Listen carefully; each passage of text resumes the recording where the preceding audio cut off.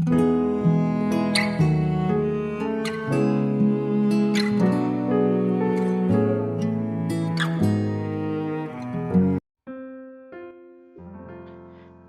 saudara yang dikasihi Tuhan Yesus. Dimanapun Anda berada, saya menyapa saudara yang ada di Indonesia, dari Sabang sampai Merauke, dari Miangas sampai Pulau Rote, dan saudara yang ada di Malaysia, di Sabah, di Sarawak, dan dimanapun berada. Senang berjumpa kembali, menjumpai saudara semua pada saat ini. Saya percaya kita semua tetap berada dalam kasih dan perlindungan Tuhan kita, Yesus Kristus. Haleluya. Selamat datang kembali di channel Pokok Anggur bersama saya, Yosia Krispianto. Mari saudara, sebelum kita bersama-sama merenungkan firman Tuhan, mari kita terlebih dahulu bersatu di dalam doa. Bapa di surga, Bapa yang baik, Bapa di dalam nama Tuhan Yesus, kami bersyukur buat segala kebaikan-Mu hari ini ya Tuhan. Terima kasih buat penyertaan-Mu yang sempurna bagi kami. Dan saatnya kami rindu untuk merenungkan firman Tuhan. Ajar kami ya Tuhan untuk mengerti dan memahami segala kehendak Tuhan bagi kami. Mari buka rahasia firman-Mu saat ini ya Tuhan, dan terangi hati kami dengan firman-Mu. Terima kasih Tuhan, ini doa kami. Hanya di dalam nama Tuhan Yesus kami berdoa. Amin. Puji Tuhan. Baik saudara, kita akan membaca bersama di dalam Mazmur 126 ayat yang ketiga. Tuhan telah melakukan perkara besar kepada kita, maka kita bersukacita. Puji Tuhan. Saudara, tidak sedikit orang yang mengalami kegagalan dalam hidup, bukan karena mereka bodoh atau tidak berpendidikan, namun karena mereka tidak memiliki semangat dalam menjalani hidup. Sedikit saja mengalami masalah atau kesulitan, langsung mengeluh, mengasihani diri sendiri, dan kehilangan semangat. Perhatikan hal ini saudara. Orang yang bersemangat dapat menanggung penderitaannya. Tetapi siapa akan memulihkan semangat yang patah? Seberat apapun tantangan yang dihadapi, janganlah kita sampai kehilangan semangat saudara. Mengapa? Karena kita punya Tuhan yang tidak pernah meninggalkan kita. Ia begitu peduli dengan keadaan kita.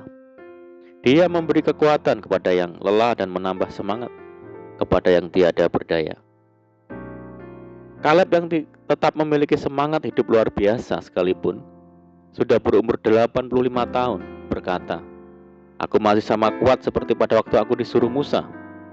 Seperti kekuatanku pada waktu itu, demikianlah kekuatanku sekarang untuk berperang dan untuk keluar masuk." Ia tetap bersemangat dalam menjalani kehidupan karena ia senantiasa mengarahkan pandangannya kepada janji-janji Tuhan. Janji Tuhan adalah janji yang murni, bagaikan perak yang teruji, 7 kali dimurnikan dalam dapur peleburan di tanah. Orang yang memegang dan mengimani janji Tuhan dalam hidupnya tak akan mudah mengeluh dan berputus asa. Ia akan terus bersemangat sampai janji Tuhan tergenapi di dalam hidupnya. Kaleb berusia 40 tahun saat diutus Musa untuk mengintai tanah Kanaan, dan ia terus memegang teguh apa yang Musa katakan. Sesungguhnya tanah yang diinjak oleh kakimu itu akan menjadi milik pusakamu dan anak-anakmu sampai selama-lamanya. Sebab engkau tetap mengikuti Tuhan Allahku dengan sepenuh hati. 45 tahun telah berlalu, Tuhan pun menggenapi janjinya. Yosua memberikan Hebron menjadi pusakanya. Luar biasa saudara. Tak bisa dipungkiri bahwa di hari-hari ini kita semakin diperhadapkan dengan tantangan yang tidak semakin mudah. Juga beban hidup dan semakin hari terasa semakin berat. Itulah sebabnya banyak orang mengeluh dan menjadi pesimis dalam menatap masa depan hidupnya. Pesimis adalah sebuah sikap atau pandangan seseorang terhadap sesuatu hal yang digambarkan dengan ciri-ciri tidak yakin, sedih, rasa putus asa, tidak ada harapan, seperti berada dalam situasi yang sangat buruk. Sesulit apapun keadaannya dan seberat apapun beban hidup yang ada, kita harus tetap optimis dan jangan pesimis saudara. Apalagi menyerah kalah pada keadaan. Hidup kita adalah hidup karena percaya, bukan karena melihat. Mengapa kita harus tetap optimis dan semangat dalam menjalani hidup ini? Karena kita punya Tuhan yang tidak perlu diragukan kekuatan dan kuasanya. Karena itu kita tak perlu takut menghadapi apapun. Jika Tuhan ada di pihak kita, siapakah yang akan melawan kita? Jika Tuhan bekerja, tidak ada perkara yang mustahil baginya. Sekalipun berada di tengah-tengah penderitaan, kalau kita senantiasa berjalan bersama dengan Tuhan, dan hidup mengandalkan Dia, maka kita akan melihat pemulihan dinyatakan atas hidup kita. Ketika Tuhan memulihkan keadaan Sion, keadaan kita seperti orang-orang yang bermimpi. Tuhan melakukan perkara-perkara yang besar bukan bermaksud untuk unjuk kebolehan, saudara, tetapi Dia memang adalah Tuhan yang maha besar dan ajaib segala perbuatannya. Saudaraku, mari kita tetap semangat di dalam menjalani hidup ini. Sebab kita punya Tuhan yang menjamin masa depan kita secara pasti. Masa depan sungguh ada dan harapanmu tidak akan hilang. Jangan sekali-kali menggantungkan harapan kepada dunia ini, karena itu sia-sia belaka. Mari berharap hanya kepada Tuhan dan tetap menantikan Tuhan. Sebab orang yang berharap kepadanya tak akan mendapat malu. Jangan pernah takut dalam menjalani hidup, sebab kita punya Tuhan yang tidak pernah gagal segala rencananya. Amin, puji Tuhan. Mari kita berdoa. Bapa di surga, Bapa di dalam nama Tuhan Yesus, terima kasih Tuhan buat segala kebaikan Tuhan.